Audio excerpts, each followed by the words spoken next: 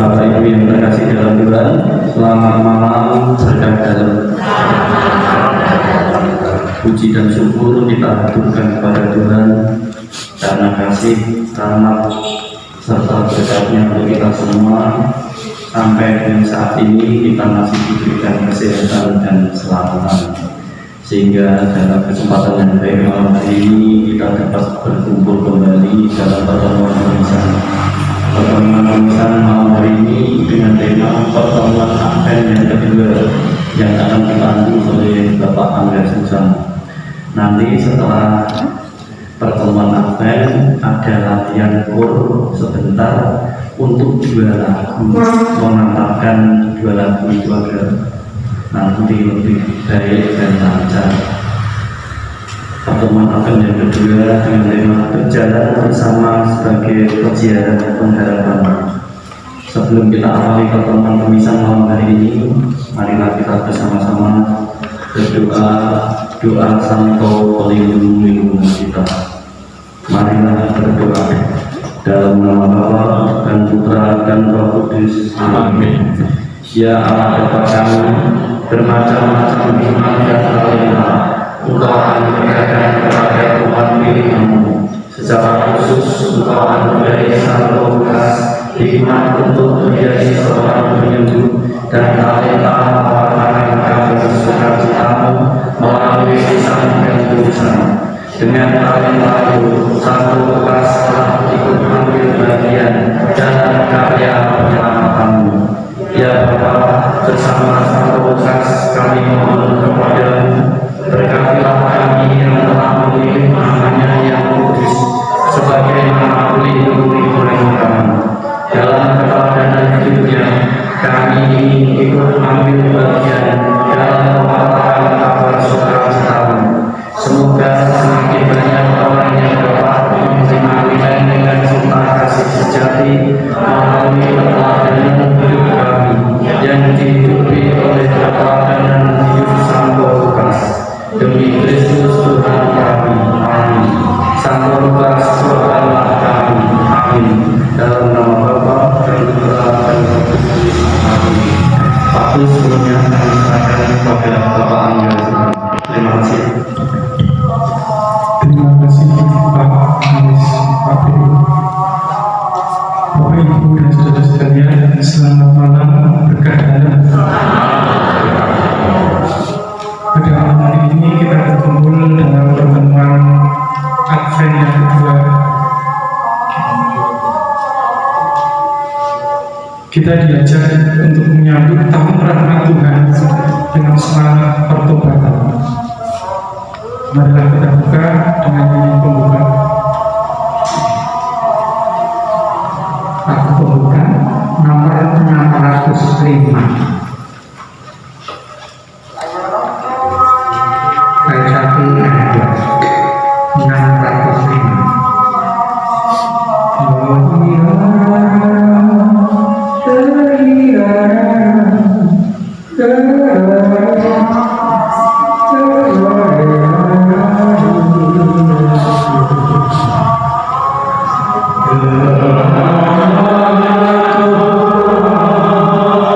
Ya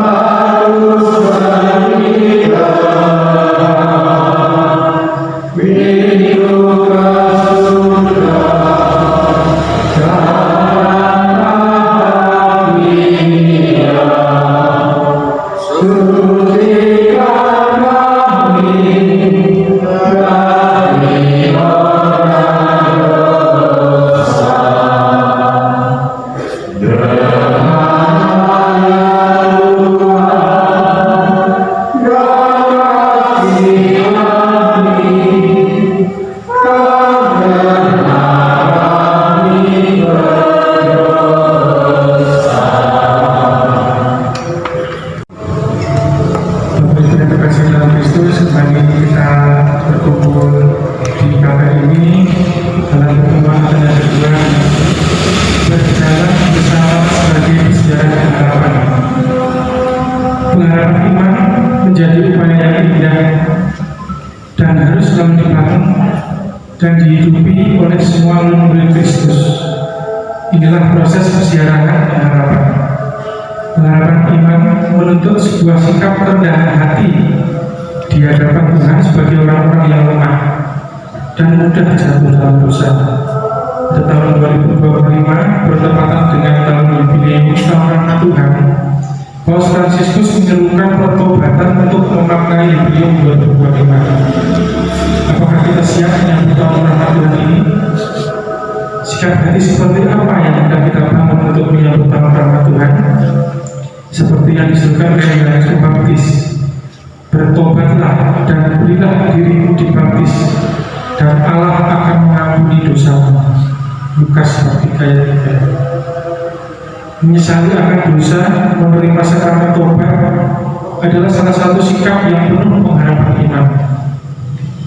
Pertobatan ini tidak cukup hanya berhenti dalam rasa sesal, tetapi harus terwujud juga dalam kehidupan. Wujud pertobatan hendaknya mencakup semua aspek dalam kehidupan bermasyarakat. Dalam pertemuan ini kita diajak menyadari diri sebagai persekutuan paguyuban yang sedang berjalan bersama sebagai peziarah pengharapan kepada Tuhan Yesus Kristus, Sang Sumber pengharapan sejati. Apakah kita sebagai gereja mampu menjadi tempat untuk berjalan bersama, menemukan pengharapan, atau malah sebaliknya menjadi penghambat? Maka marilah dalam pertemuan abad kedua ini kita menemukan spiritualitas jubileum akan semangat pertobatan. Marilah kita berdoa dalam nama Bapa, Putra, dan Roh Kudus. Allah Bapa yang Maha Pengasih, kami umat-Mu berkumpul di sini untuk bersama-sama mendalami pertemuan Advent yang kedua dengan tema berjalan bersama sebagai peziarah harapan. Dalam setiap langkah kami mengakui bahwa kami lemah dan penuh dosa, terutama melalaikan iman, kasih, dan pengharapan. Hati kami seringkali keras dan tertutup terhadap kasih. Mampulah kami untuk senantiasa membuka hati dan mendengar Engkau bekerja dalam kami. Kami rindu akan damai batin yang hanya Engkau berikan. Demi Kristus Tuhan dan Bapa kami. Amin. Dipanggil untuk menabur benih harapan dan membangun perdamaian. Beberapa pesan Paus Fransiskus dalam Minggu Panggilan ke-61 dan Minggu 21 April 2024. Hari Doa Dunia untuk panggilan mengundang kita setiap tahun untuk merenungkan karunia berharga dari panggilan yang Tuhan berikan kepada kita masing-masing, umatnya yang setia dalam sebuah perjalanan. Melalui itu kita dapat mengambil bagian dalam rencana kasih-Nya dan menjelmakan keindahan Injil dalam berbagai kondisi kehidupan.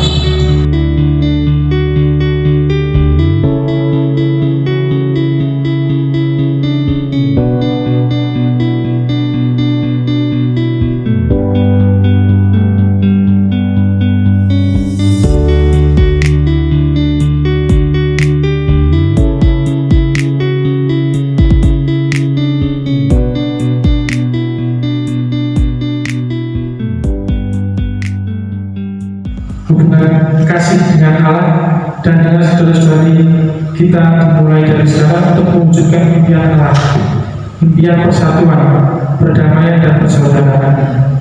Janganlah ada seseorang pun merasa tidak termasuk dari panggilan ini. Masing-masing kita dengan cara kecil kita sendiri dalam keadaan hidup kita sendiri dapat menjadi penabur pengharapan dan perdamaian. Dengan bantuan Roh Kudus, bangkitlah. Marilah kita bangun dari tidur. Marilah kita keluar dari ketidakpedulian. Marilah kita membuka diri dan tidak mengurung diri kita sendiri, sehingga kita masing-masing dapat melakukan panggilan kita di gereja dan di dunia untuk menjadi ziarah pengharapan dan pembangunan perdamaian. Saya ulangi, beranikanlah dirimu untuk terlibat.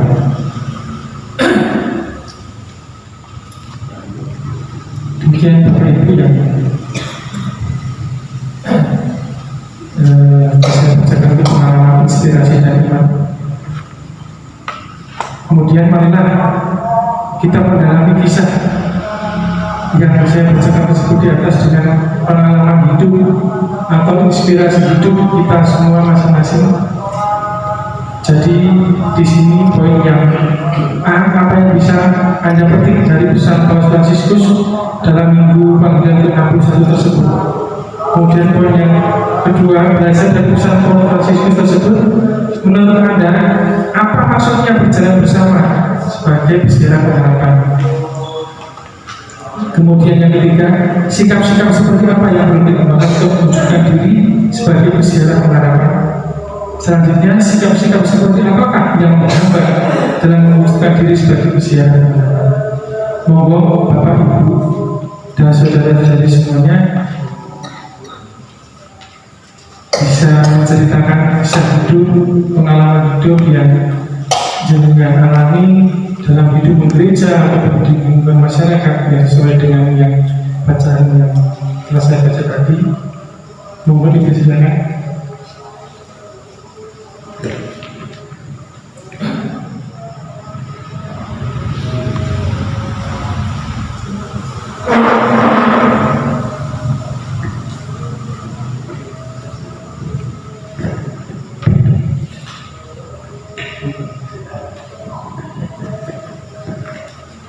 Terima kasih atas bagi saya dalam inspirasi bacaan ini terlalu tinggi ilmunya. Saya itu mau kamera, apalagi menyebut. Ini bagi saya, ini yang tidak. Dari itu, ya saya coba saja untuk menanggapi dua pertanyaan yang A dan B.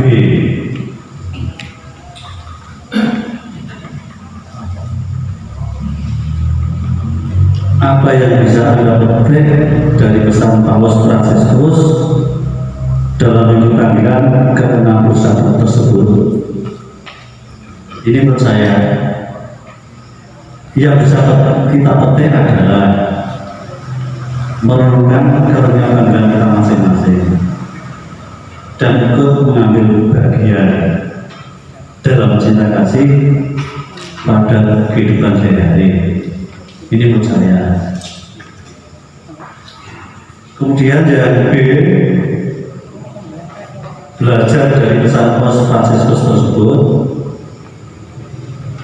Menurut Anda, apa maksudnya berjalan bersama sebagai peziarah pengharapan?